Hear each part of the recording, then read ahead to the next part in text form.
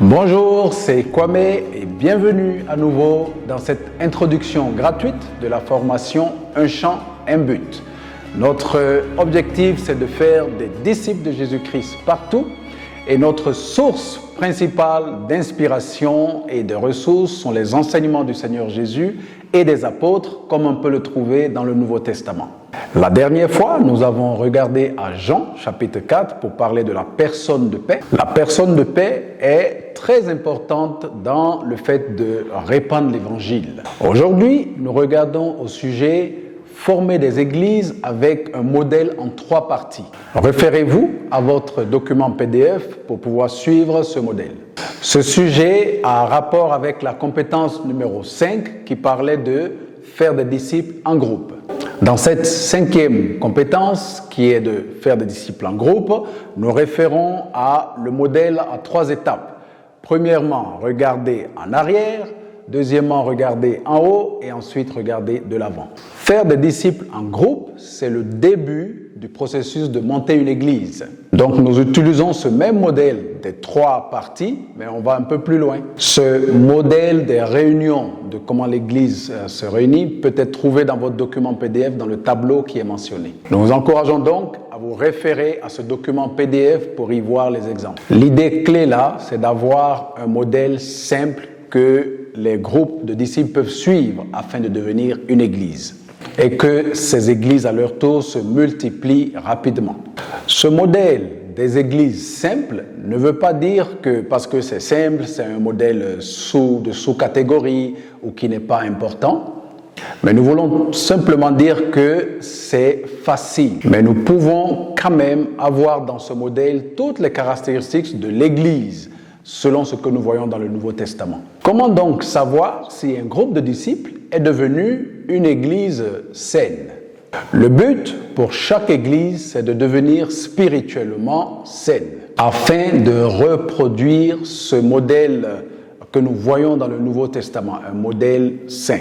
Et c'est ce que nous appelons les indicateurs sains.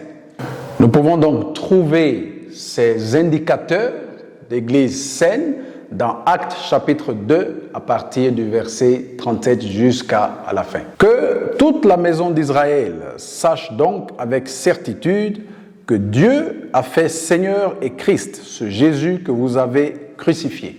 Après avoir entendu ce discours, ils eurent le cœur vivement touché et ils dirent à Pierre et aux autres apôtres, « Hommes frères, que ferons-nous » Pierre leur dit, « Repentez-vous et que chacun de vous soit baptisé au nom de Jésus-Christ pour le pardon de vos péchés, et vous recevrez le don du Saint-Esprit. Car la promesse est pour vous, pour vos enfants et pour tous ceux qui sont au loin, en aussi grand nombre que le Seigneur notre Dieu les appellera. » Et par plusieurs autres paroles, il les conjurait et les exhortait, disant, « Sauvez-vous de cette génération perverse. » Ceux qui acceptaient sa parole furent baptisés et en ce jour-là, le nombre des disciples s'augmenta d'environ 3000 âmes.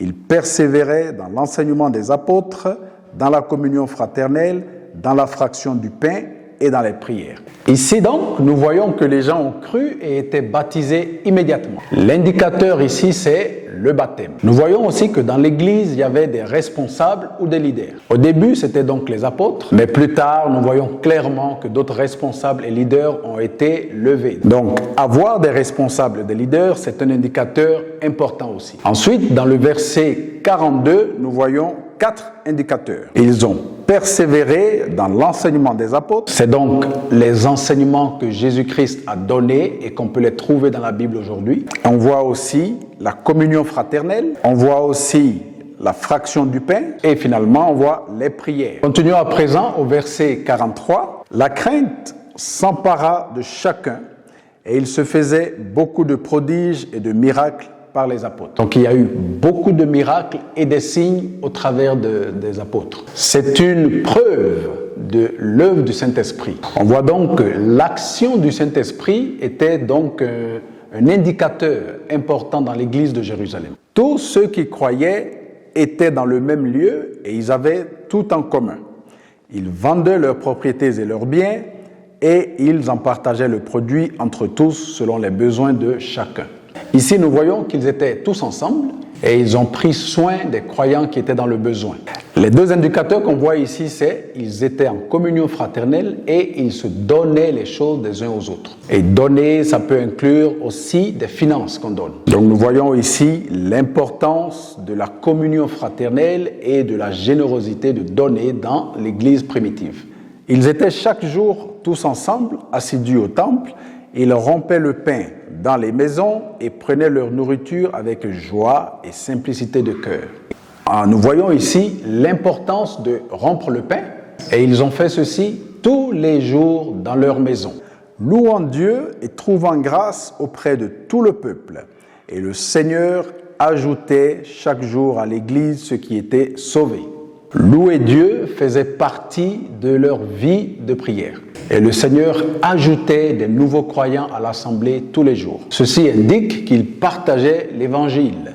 Donc, les 9 indicateurs saints de l'Église primitive sont le baptême, lire les Écritures, la communion fraternelle, rompre le pain, la prière, le Saint-Esprit, donner, partager l'Évangile et les responsables aux leaders. N'oubliez donc pas de regarder votre email et le document PDF et de faire les activités qui y sont mentionnées. Merci beaucoup de nous avoir suivis et à la prochaine pour la suite de la formation.